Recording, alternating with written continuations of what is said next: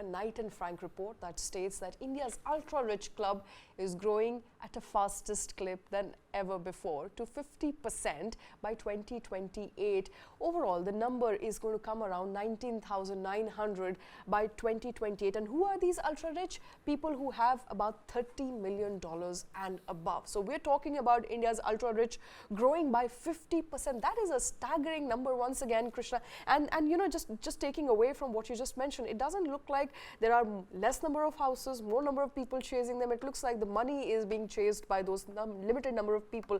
They are getting more richer day by day, and that is by, of course, by the way of that Knight and Frank report highlighting how ultra rich, uber rich in this country are growing. Well, it's great sign for India that India's ultra rich is going, because bear in mind, India is enough for more millionaires and billionaires to produce. So when it comes to, when you have a country like China staring at you with the kind of number of millionaires and billionaires that has been churning out over the course of the last decade. So India is just beginning its journey to produce more and more millionaires and billionaires, wishing all of them the very best. It's fantastic news about the kind of wealth creation that India is able to do. But yes, that adage, I'm not sure of rich getting richer and poor getting poorer, because there have been enough and more reports about how the middle class salaries have you know, how they've been their affordability have been taking a hit in the recent past. So while keeping that aside, it is very important that India has more and more wealth creators, you know, because that is it's an interesting thing you point that out, because that is exactly what the Knight and Frank report is also saying, that India is creating more wealth